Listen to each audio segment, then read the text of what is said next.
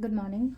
Ngasigi irai nimit ki card ki message minare se irai nimit ahambada number ko irai yoina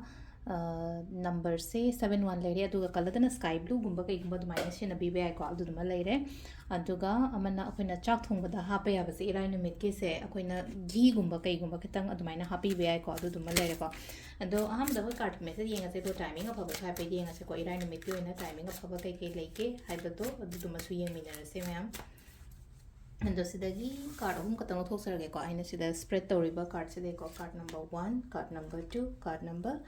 3 ko do yi minara se hadi ngasigi numit ki oina hadi kari message la case crystals na hadi karamba ga sum sira set pa yaga dage ko ka dage ko thabak na si oina no gi mai taraga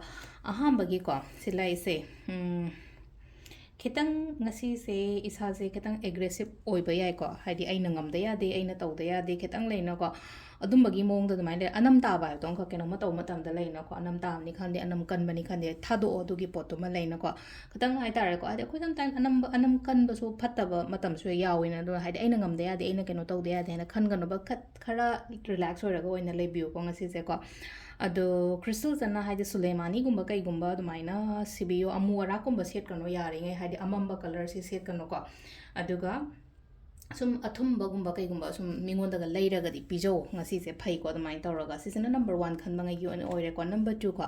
number 2 gi oina haide pesang sa ka lak pa kot pa dumain oina la e ngasi se ko anoba start to be anoba thabak to be anoba interview anoba exam ke ka leina ko haide anoba interview hana haiba ya ta thabang kha interview gumba la ko sa tra ga hana ga legi be interview gumba kai gumba adum bagi thabang kha ga haidok matam da engonda good news gumba kai gumba dumaina la po do ado machu se katang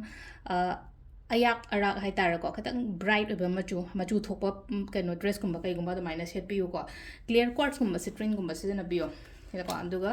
last ki number 3 khan bangai yi na katang leina ko sina hade practical oyo ko yamna practical emotionally chatta ba silai ko mi ka wari chaba khotpa matam da su yamna bebar leina khona da minda loina biba khotpa mai tara ko blue gumba set pa ka shu kai de ko ngasi gi oina aduga amana se lai se khoi gi crystal the green aventurine gumba kai gumba ko jet gumba da minus set kaino shi be ai ko si sina khoi card ki message le ko timing so pe ding min timing se ke manga ga minute tara tare ta gi na mapan ga min yang khai phong le ko adagi muk trama thoi ga min kuma thoi da gi na pung baro ga min yang khai um do phong le re dei pung ohum ga min yang khai manga de na manga ga minute kun taru phong le re adagi muk nipan ga minute kum do de na mapan ga min yang khai ni thoi phong le ko adu nung dang a thing mena trama thoi ga min kuma thoi da gi na pung ahum ga min ni fu tare phong le ko si sina khoi gi ngasi gi oina afaba timing ko do sile re khoi gi daily card message se ma'am thank you